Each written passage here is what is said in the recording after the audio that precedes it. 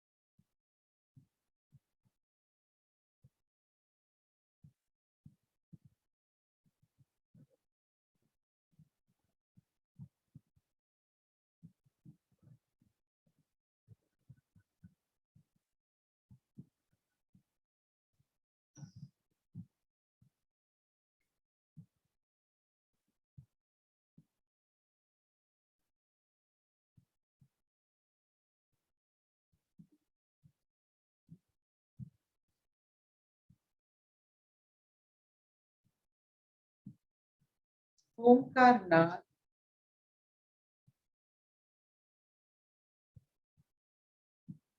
वर्तमान से भविष्य तक की झलक दिखाता है। क्या हो, कहां से हो, कैसे हो, क्या हो सकता,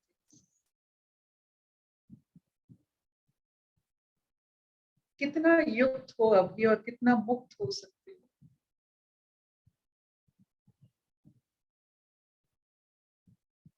एक ओंकार नाद से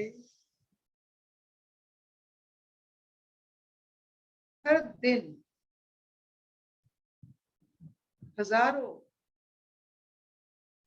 पहलू, हजार सुधार निकलते हैं।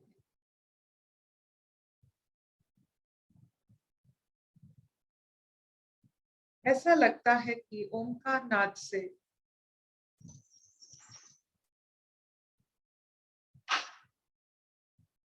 ज्ञान की जो चमक है, जो सादगी है,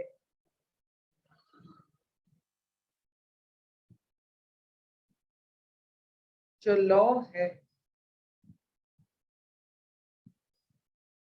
उसे हम प्राप्त करते हैं।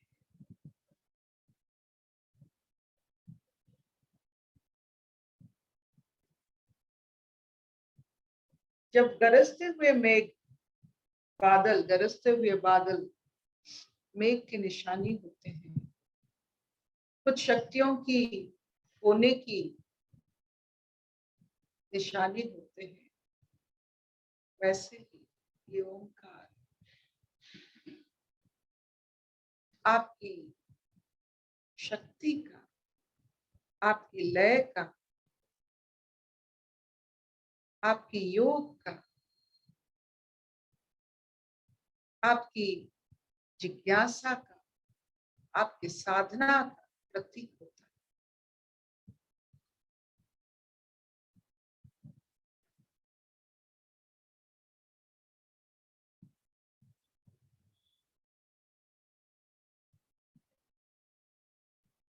सांख्य योग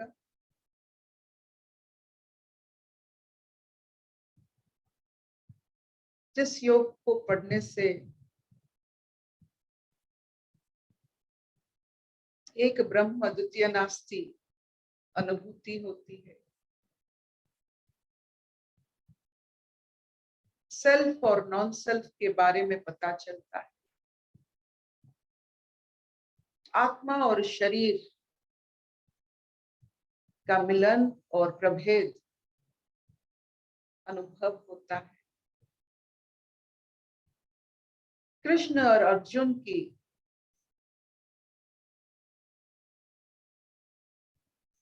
दोनों की जो मित्रता है, जो गहराई है,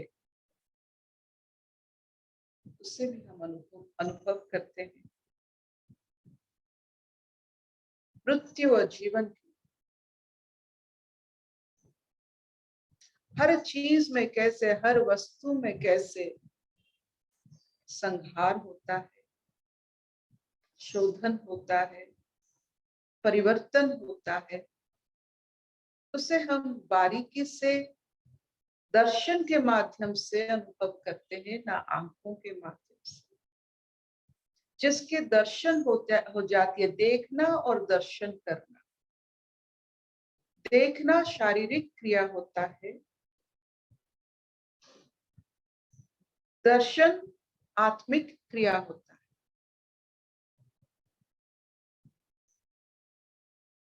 ना शरीर से हम दर्शन कर सकते हैं, ना मन से। शुद्ध चेतना अवस्था में दर्शन होता है। तो ये जो सांख्य योग हमें दर्शन करवा रही है, बदलाव, परिवर्तन की, सुधार, शोधन की,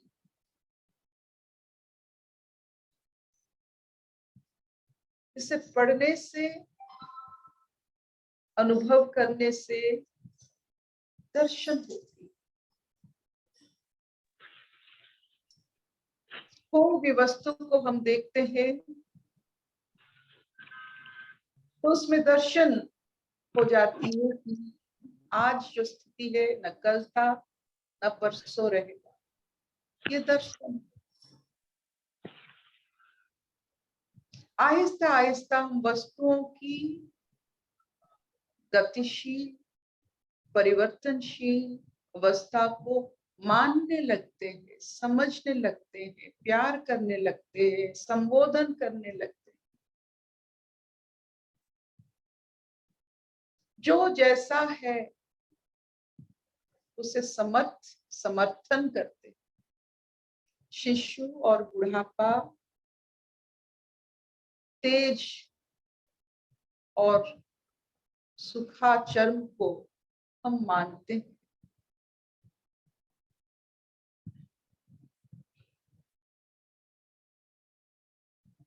इस मानने से आपकी सांख्य योग पूर्ण होती है। यह योग है।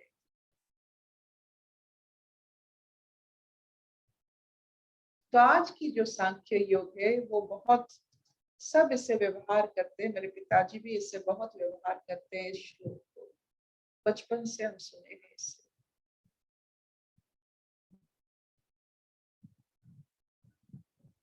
जातस्य ही ध्रुव मृत्यु, ध्रुवम जन्म मृतस्य च, तस्मात् अपरिहार्य अर्थे न त्वं शोचितुम अर्हसि।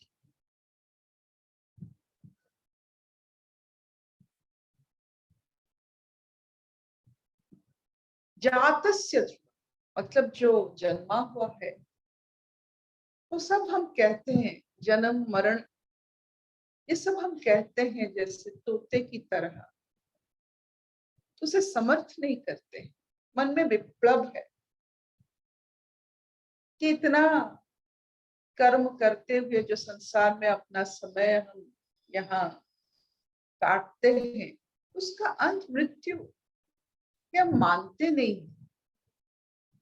इतना पढ़ाई किया, इतना याद रखा, इतना भाग दौड़ करा, इतना सबके लिए किया और उसका अंत मृत्यु। तो जीवन का सबसे बड़ा अवार्ड, जिसे हम कहते हैं, अवार्ड का हिंदी पुरस्कार, जीवन का सबसे बड़ा पुरस्कार मृत्यु है। ना धन है ना दौलत है।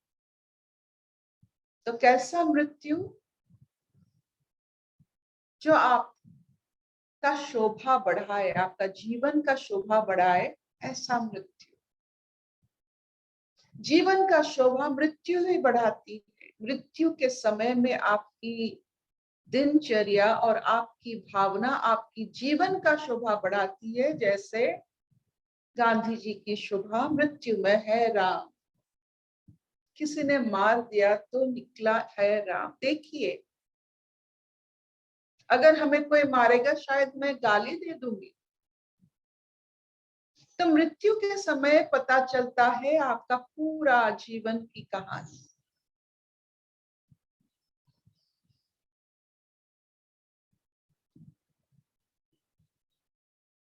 तो ये जो सत्य है, ये जो पुरस्कार है, जीवन का पुरस्कार है, जब उसे हम प्राप्ति करते हैं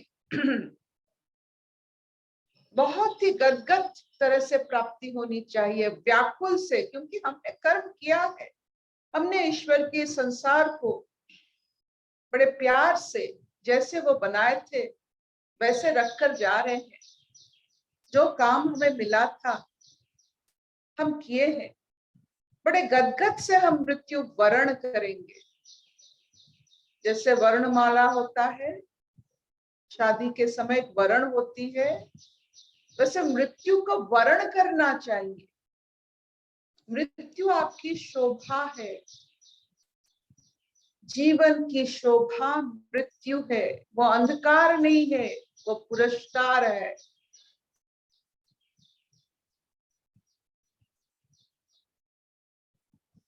जब तक आप आपकी गतिशील शरीर, परिवर्तनशील वस्तु से बनाया हुआ ये यंत्र की मृत्यु यानी नयापन तक आप उसे नहीं ले जा सकते हो, तब तक आपका योग खंडित है।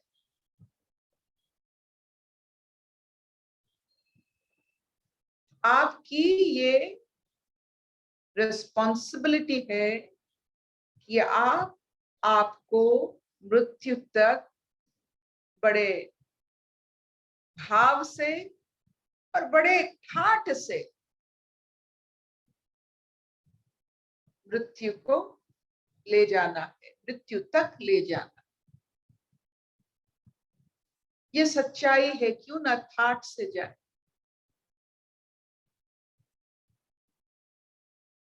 क्यों ना हर परिवर्तन को स्वीकार करे।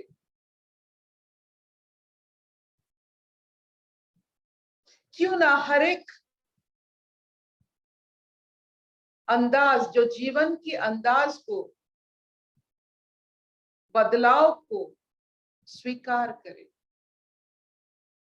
इसका मतलब है मृत्यु तक ठाट में जाने वाले हर परिवर्तन को स्वीकार करते हैं, हर परिवर्तन को स्वीकार करते हैं। खुद की, बाहर की, भीतर की, चारों ओर की, सबकी परिवर्तन को स्वीकार करने वाले ठाट से मृत्यु तक जाते हैं।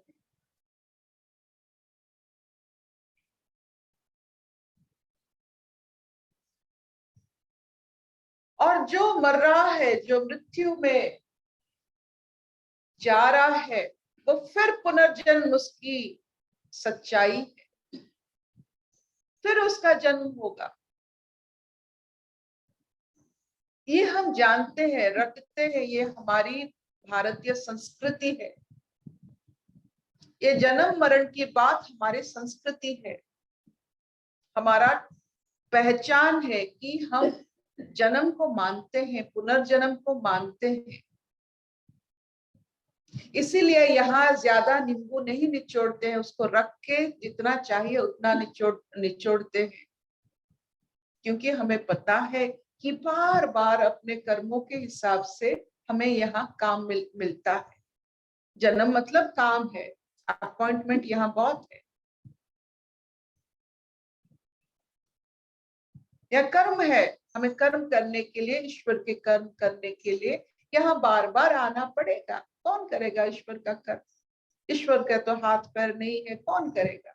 इतने सारे जो संसार के इतने सारे जो चीज है उसका देखभाल कौन करेगा? हमें करना है। तो बार बार हमें आना पड़ेगा और मृत्यु को स्वीकार करना पड़ेगा। कैसे स्वीकार करें? ताकि परिवर्तन को जब हम स्वीकार करते हैं, हम मृत्यु को स्वीकार करते हैं।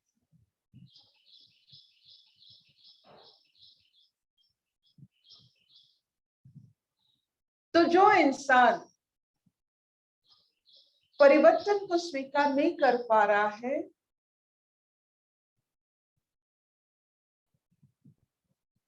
वो इस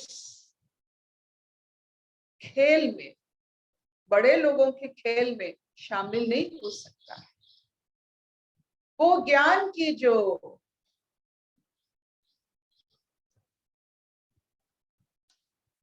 आवाहन होती है, ज्ञान की जो ज्योत जलती है, उसमें वो घी नहीं डाल सकते। जहां एक होम कार्य हो रहा है, आप इसमें आहुति नहीं दे सकते, उसके मतलब आप उस आहुति देने के लायक ही नहीं। जो परिवर्तन को स्वीकार नहीं करते हैं, वो आहुति भी नहीं दे सकते हैं। आहुति परिवर्तन का अंश है, परिवर्तन का दस्तक है, परिवर्तन का हम पर असर है। जब आहुति देते हैं, हम परिवर्तन को मानते हैं। जो परिवर्तन को नहीं मानते हैं, वो आहुति नहीं दे सकते। ज्ञान में आहुति नहीं दे पाना, ज्ञान को हम आहुति जब देते हैं, क्या होता है? ज्ञान को वर्धन करते हैं, अग्नि को ऊंचाई तक लेके जाते, चारों ओर आलोकित अवस्था फैलाते हैं जब हम आहुति देते हैं। तो परिवर्तन को स्वीकार करने वाले आहुति जैसे देते हैं और चारों तरफ उजाला फैलाते हैं। और जब ये होता है मृत्यु,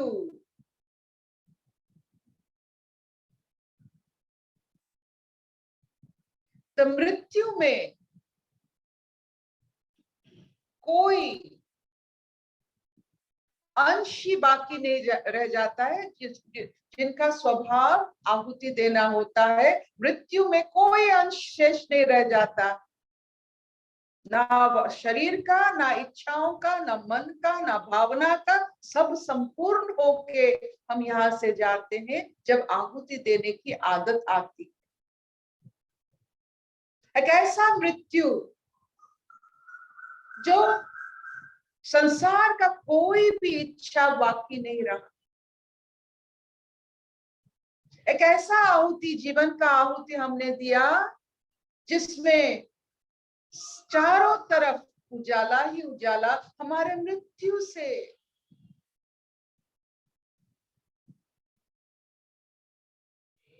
इस हद तक हमें इस शरीर को बचाना है। इस शरीर के जरिए ज्ञान की प्राप्ति करनी है, ज्ञान के जरिए मृत्यु को लांघना है और संसार में उजाला फैलाना है अपनी जीवन से और मृत्यु से। तो इसीलिए अर्जुन, जो सच है तू मान ले। नहीं, सच्चाई का तो कुछ नहीं होगा, लेकिन तुम जीवन भर की तपस्या से भगोड़े कहलाओगे। कभी योगी नहीं कहला पाओगे, तुम सिर्फ एक भगोड़े हो जाओगे। तुम्हारे नाम से किसी का विश्वास नहीं रहेगा।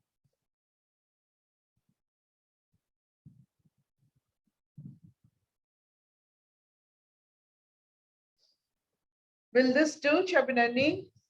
बहुत अच्छा मम्मा, बहुत बढ़िया। तो ठाठ से मृत्यु की ओर चलते हैं। हाँ बहुत ग्रेसफुली, शान से, शान से।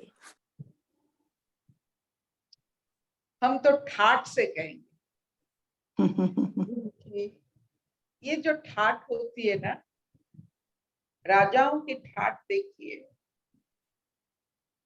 वो ठाठ नहीं रहने से एक आम इंसान को, एक प्राणी को राजा जैसे नहीं लगेगा। ये ज्ञान की अनुभव नहीं होने से आपको एक दीक्षित लक्ष्य पूर्वक जाने वाला प्राणी नहीं दिखेगा। ये ठाठ उसी का प्रतीक होता है। ठाठ नहीं रहने से राजा और प्रजा में क्या फर्क? ये आत्मज्ञान नहीं रहने से, इस ठाठ नहीं रहने से एक आत्मज्ञानी और प्राणी में क्या फर्क?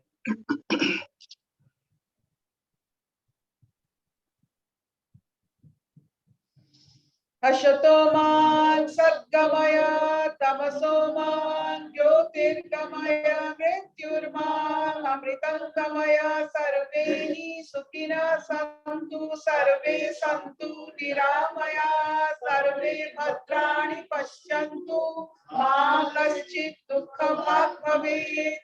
ओम शांति शांति शांति। So this completes one of the Sankhya shloka जो बहुत बार बार घरों में दोहरा जाता है। सब जानते हैं कि जो जीवित है उससे मरना पड़ता है, जो मरा है उससे जीवित होना पड़ता है, जीवित होना पड़ता है कर्म के लिए। यहाँ बहुत कर्म है, हमको करना पड़ेगा। ईश्वर का घर है, गेस्ट हाउस है, उसमें काम करना पड़ेगा।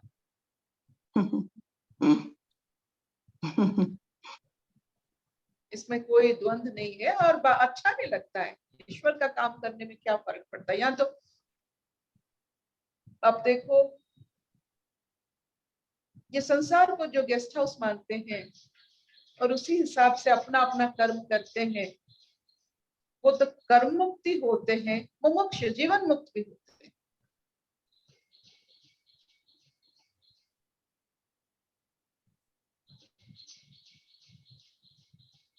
माँ अच्छी अच्छा मम्मा माँ